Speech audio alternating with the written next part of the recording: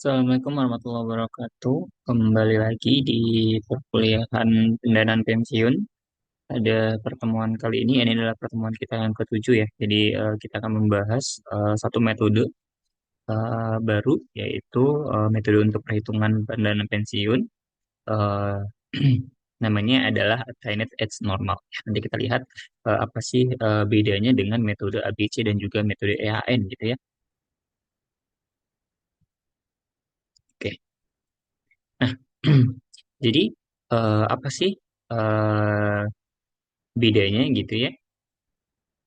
Jadi perbedaan utamanya itu adalah terletak pada usia mulai program pendanaan pensiun yang dilakukan setelah bekerja. Ya, sehingga perhitungannya dilakukan saat didaftarkan atau attained. Nah, jadi kalau misalkan di EHN itu kita anggap bahwa begitu seseorang masuk bekerja itu langsung didaftarkan. Nah, pada metode AAN ini dia akan didaftarkan setelah bekerja beberapa tahun kemudian gitu ya. Jadi nggak langsung didaftarkan. Nah, jadi dalam kasus ini usia masuk program setelah mulai bekerja atau usia didaftarkannya itu lebih besar dibandingkan dengan usia mulai bekerja gitu ya. Jadi asumsinya adalah E itu selalu lebih daripada A. Jadi kita tidak membuat asumsi E-nya sama dengan A ya, tidak berlaku gitu. Nah, jadi prinsip dasarnya itu sebenarnya serupa dengan metode EAN, di mana kita akan menyeimbangkan nilai sekarang dari manfaat dengan nilai sekarang dari iurannya, yaitu present value factor dari benefit itu equal atau sama dengan present value factor dari si normal cost-nya atau si NC-nya ya. Nah, untuk si actuarial liability-nya itu juga sama ya. Jadi selisih antara nilai sekarang dari manfaatnya kita kurangkan dengan nilai sekarang dari pembayaran iuran di masa yang akan datang gitu ya. Present value factor dari benefit dikurangkan dengan present value factor dari iuran normalnya. Nah, jadi untuk iuran normalnya ya keseimbangannya itu terjadi kalau misalkan ya tadi ya kita apa namanya menyamakan antara si present value dari iuran normal dengan present value dari benefitnya.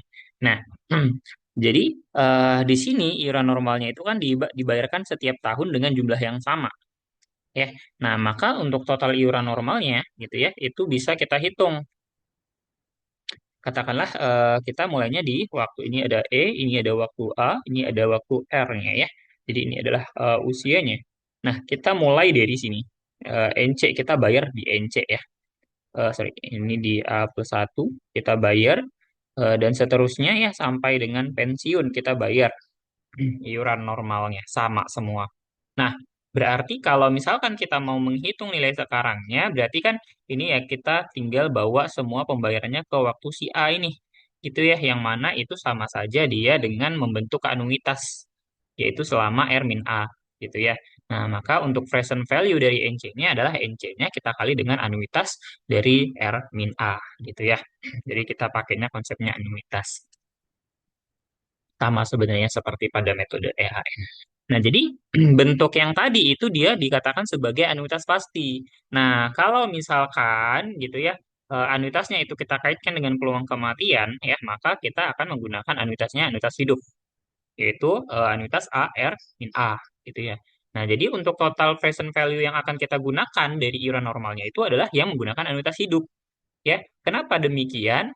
Nah, karena kita gunakan ini, kenapa? Karena ya manfaatnya itu karena berkaitan dengan peluang kematian. Dalam artian apa? Dalam artian ya kita mempertimbangkan kematian dari pesertanya, gitu ya. Nah, kemudian untuk present value dari manfaatnya ya seperti sama ya kayak sebelumnya, maka dia bentuknya adalah DR per DA dikali dengan BR. Datangnya dari mana? Datangnya ya sama kayak yang sebelumnya ya. Mungkin kita coba ingat kembali ya. Oke, katakanlah ini A, kemudian ini A+1 dan seterusnya ya, sampai ini R. Nah, di sini kan adalah nilai dari BR-nya. Nah, jadi, oh, sorry, kita mau bawa dia ke waktu ke depan gitu ya. Maka nilai sekarangnya itu harusnya adalah BR kita kali dengan V di pangkat R min A, kita kali dengan apa? Kita kali dengan peluang seseorang yang berusia A. Oke, berarti eh, A, P, ya dia akan bertahan sampai dengan R min A ya. R min A tahun. Nah, ini berarti sama saja dengan BR kita kali dengan V pangkat R dibagi dengan V pangkat A. Lalu kita kali lagi dengan, nah ini AVRA ini berarti sama aja kayak LR dibagi dengan, sorry, bukan ini ya. Kebalik, ini harusnya yang benar itu seseorang yang berusia A akan bertahan hidup sampai R min 1 tahun gitu ya. Maka ini LR dibagi dengan LA ya. Nah, kita ingat kembali bahwa DR itu adalah V pangkat R dikali LR ya. Ingat definisi ini. Jadi ini sama aja dengan BR kita kali dengan DR per DA gitu ya. Jadi bentuknya sama seperti itu. Jadi masih sama seperti yang sebelum-sebelumnya. Nah, jadi keseimbangannya tadi kita punya bentuknya seperti ini ya. NC A R min A DR per DA kali dengan BR. Nah, eh, pada pertemuan-temuan sebelumnya kita sudah tahu bahwa untuk AX R min X ya, maka ini sama aja dengan DX dibagi dengan NX min NR. Nah, jadi kalau misalkan A-nya kita ganti, X-nya kita ganti jadi A, maka kita akan punya bentuk seperti ini. Ya, NCA dikali dengan DA per NA dikurang NR, itu sama dengan DR per DA, kita kali dengan BR. Nah, jadi,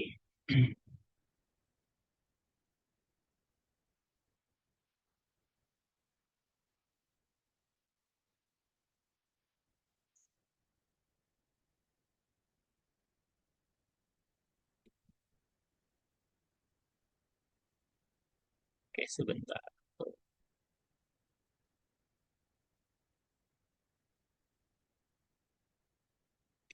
Ini NCA.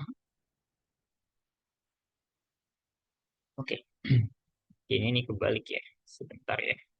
Kita coba cek ulang. Kayaknya ada yang balik di sini.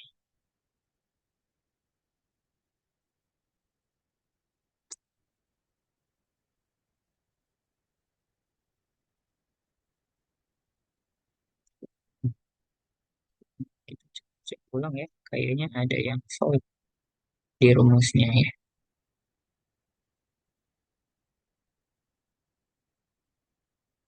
Oke,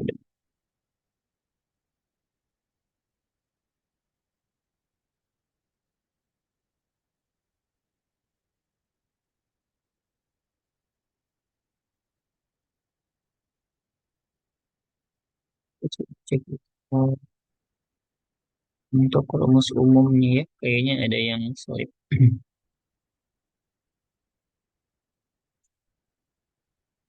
Oke, sorry ya, ada typo nih. Nah, perhatikan di sini ya. Ini ya, jadi ini kebalik ya. Oke, jadi yang benar itu adalah harusnya NX dikurang NR dibagi dengan DX. Nah, ini kebalik ya.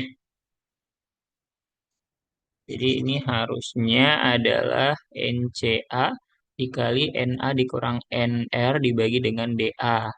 Nah, maka nanti pas sudah kita balikan ya, maka kalau misalkan kita bawa gitu ya, NCA-nya sama dengan apa ya? Kita balik posisinya ya.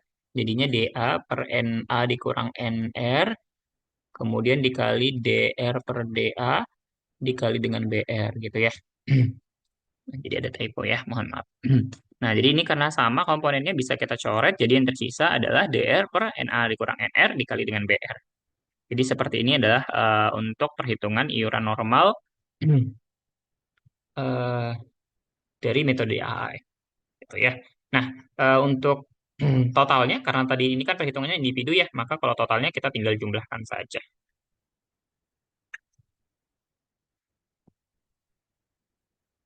Nah, Untuk kewajiban aktuaria, konsepnya masih mirip ya. Jadi, kita punya dua metode, yaitu prospektif dan retro. Kalau misalkan prospektif, maka kita melihat ke depan ya. Ini melihat ke depan. Sedangkan untuk retro ini kita lihat ke belakang. Ini konsepnya masih sama kayak di EAN ya. Nah, untuk individu ya, karena dia individu, maka kalau misalkan kita mau menghitung totalnya tinggal dijumlahkan saja. Nah, ini kita coba lihat kalau dia menggunakan metode prospektif ya. Berarti kita lihat ke depan ya.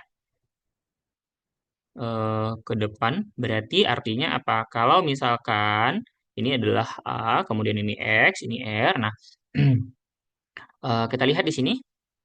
Ini titik tinjaunya adalah di sini ya. Ini titik tinjaunya. Tinjau. Artinya kita mau menghitung berapa kewajiban seseorang berusia X gitu kan ya. Nah, berarti kita perlu tahu nilai sekarang dari manfaatnya. Nah, manfaatnya itu dia di sini. Berarti nilai sekarangnya itu adalah nilai di pada satu usia X ya. Kita bawa ke waktu ke X. Berarti untuk present value dari benefitnya itu sama aja kayak BR kita kali dengan V di pangkat R min X kita kali dengan P, seseorang berusia X itu akan bertahan sampai dengan R min X tahun. Ya, yang mana ini sama aja kayak definisi yang sebelumnya ya, ini BR kita kali dengan V pangkat R per V pangkat X kita kali dengan LR per LX ya. Maka sama dengan DR per DX kita kali dengan BR. Nah, yang ini. Oke. Nah, kemudian present value dari NC. Nah, perhatikan bahwa di sini ceritanya kita itu selalu membayar ya NC. Nih, kita membayar iuran NC setiap periode. Nah, berarti kalau misalkan kita mau menghitung nilai sekarangnya, sorry. Nah, ini kita bawa semuanya ke titik X ya. Nah, berarti itu sama aja kayak NC kemudian ditambah NCV ditambah NC V kuadrat ditambah dan seterusnya sampai dengan NC V pangkatnya berapa? Ini R min X min 1 ya. Nah, jadi sorry R min X saja ya. Nah, atau ini bentuk sederhananya ya kita bisa tuliskan sebagai NC kali anuitas seseorang yang berusia X itu selama R min X tahun. Jadi seperti ini. Nah, tadi eh, kita tahu untuk NC-nya yang ini, untuk anuitas yang ini, itu bentuknya adalah seperti yang ini ya. Nah, jadi bentuk sederhananya untuk prospektif itu bisa kita tulis sebagai berikut ya.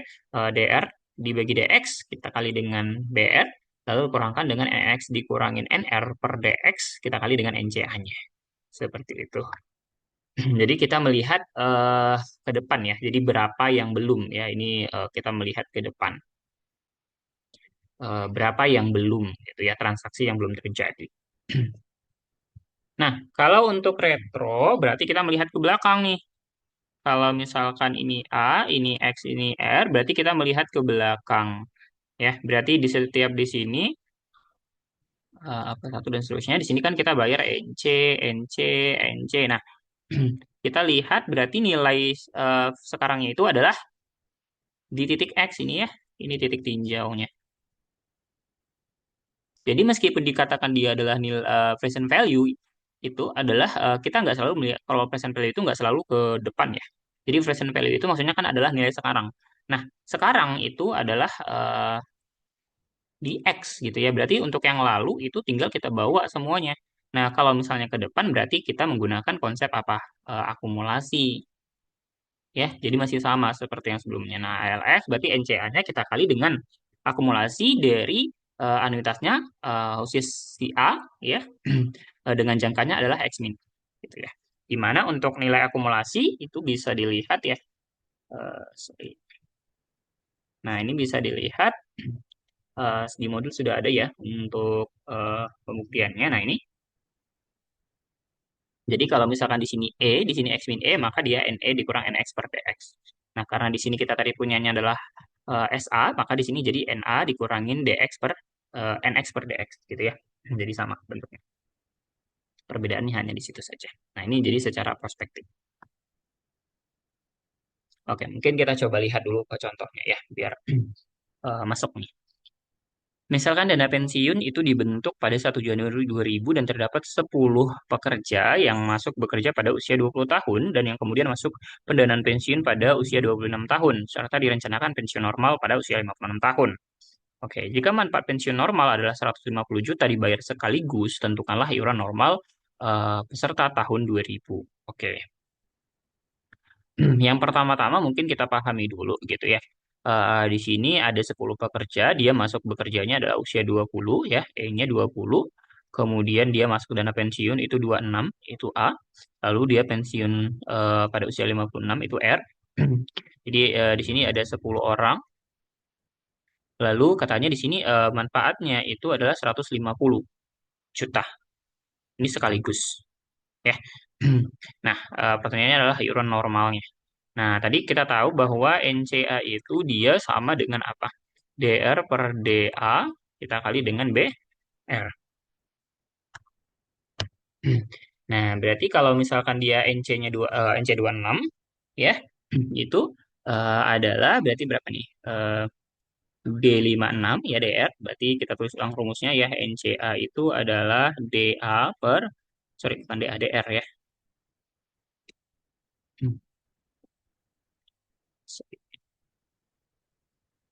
Ini tadi rumusnya adalah DR per NA dikurang NR dikali dengan BR. Ini DR, NA dikurang NR dikali dengan BR ya. Nah, ini nilainya sudah ada informasinya di tabel di sini informasinya ya. Nah, jadi kita tinggal substitusikan aja nilai-nilainya. Lalu ini ada manfaatnya ya 150 juta dan kalau dihitung itu ternyata nilainya sekitar 600.000. Nah, karena ada 10 peserta yang usianya 26 tahun, maka kita peroleh totalnya itu adalah 6 juta ya. Jadi seperti itu saja sebenarnya. Cukup sederhana dan singkat ya.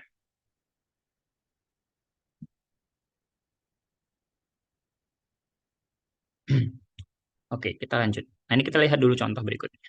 Nah, misalkan para pekerja pada contoh sebelumnya itu telah bekerja selama 10 tahun sejak masuk pendanaan. Oke, maka tentukan besar total kewajiban aktuarianya. Oke ya. Nah, kalau seperti itu berarti tadi di sini dia 20, ini 26, lalu 10 tahun ya, berarti ini 36, 56. Nah, ini adalah R, ini adalah X, ini adalah eh, A, yang ini adalah E.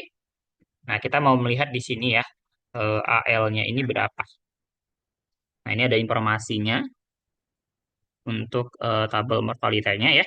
Nah, tadi juga kita sudah tahu bahwa iuran normalnya itu adalah 600.000 ya. Nah, oke, kita coba pakai metode prospektif. Maka ingat tadi kalau secara prospektif ALX itu adalah DR per DA, sorry, dan DA per DA, DA per DX dikali dengan BR, lalu dikurangin dengan NX dikurangin NR bagi dengan DR, sorry, DX ya, tadi diingat rumusnya ya. Nah, ini dikali dengan NCA. Ya udah tinggal kita substitusikan ya. Ini nilai D56-nya 286, B36 itu 2588, kemudian BR-nya tadi adalah manfaatnya 150 juta, lalu ini adalah nilai dari NC-nya tadi 600.000 ya, dan kalau kita hitung ternyata kewajibannya adalah 11 juta. Ini per individunya. Kalau misalkan mau dihitung totalnya nanti tinggal ditotalkan ya kali 10. Nah, kalau secara retrospektif ya kita lihat ke belakang tadi rumusnya ingat ALX itu adalah NCA kita kali dengan NA dikurangin NX dibagi dengan DX. Ya, maka ini tadi iurannya 600.000. Ini nilai tabelnya dan kalau dihitung itu nilainya hampir sama ya. 11, 394, 420. Nah, jadi perbedaannya hanya di pembulatannya saja gitu. Dan kalau kita hitung totalnya maka tadi tinggal kita kali 10 ya. Jadi totalnya adalah 113 juta gitu ya. 113 juta. Jadi seperti itu saja. Jadi cukup mudah sebenarnya, tidak tidak susah. Yang penting diingat saja apa rumusnya, kemudian informasinya dipahami, gitu ya. Oke. Nah, sekarang kita lihat kalau misalkan ternyata manfaat pensiunnya itu didasarkan pada masa kerja, gitu ya. Nah, maka yang pertama-tama kita tentukan dulu manfaat pensiunnya ya. Nah, karena tadi dikatakan manfaat pensiunnya itu dia berdasarkan masa kerja, maka kita bisa tuliskan seperti ini ya. Beta MK dikali dengan AR kalau misalkan dia dibayarkan secara anuitas. Di mana MK itu adalah apa? R dikurangin dengan E di sini ya. Nah, kemudian jika manfaatnya diberikan sekaligus, maka tidak ada anuitasnya ya. Tidak ada anuitasnya di sini ya. Jadi cukup langsung beta dikali dengan masa kerjanya.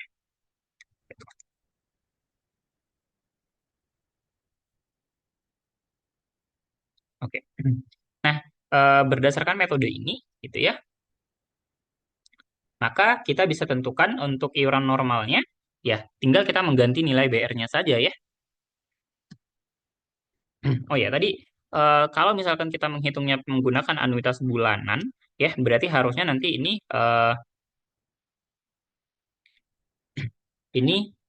untuk bulanan ya,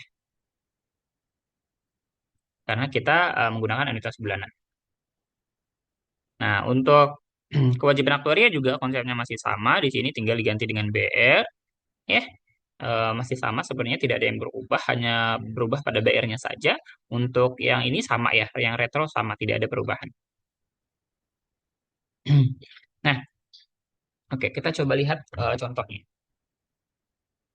Misalkan pada awal tahun 2010 diketahui 10 pekerja itu telah bekerja selama 10 tahun sejak masuk pendanaan pada usia 26 tahun. Oke, jadi ceritanya di sini 26, 10 tahun kemudian itu berarti 36. Nah, di sini ini adalah awal 2010 ya, awal 2010. Nah, para pekerja diketahui mulai bekerja pada usia 20 tahun. Oke, di sini 20. Lalu pensiun normal 56. Di sini 56. Nah, manfaat pensiun itu dibayarkan 5 juta untuk setiap masa kerja yang dilaluinya sampai pensiun dibayar sekaligus.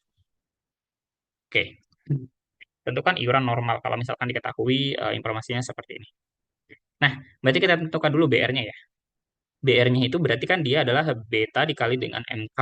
Nah, karena dibayarkan sekaligus, maka di sini tidak dikali dengan anuitas. Berarti cukup ya 5 juta, kita kali masa kerjanya adalah 56, dikurangkan dengan, karena dia awal masuk bekerjanya adalah 20, berarti dikurangin dengan 20. Berarti 5 juta, kita kali dengan 36.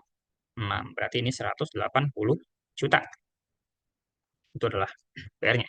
Nah, maka iuran normalnya ya, nah ini adalah nilai BR-nya ya. Nah, ini sama nih. Nah, ini adalah pakai rumus yang tadi, kita tahu bahwa NC eh, X, ya pertanyaannya tadi kan tentukan iuran normal peserta saat ini ya. Perhatikan katanya saat ini. Nah, misalkan pada awal tahun 2010. Nah, berarti saat ini itu adalah saat usianya ini. Ya, ini adalah saat ini. Nah, maka kita gunakan NC36.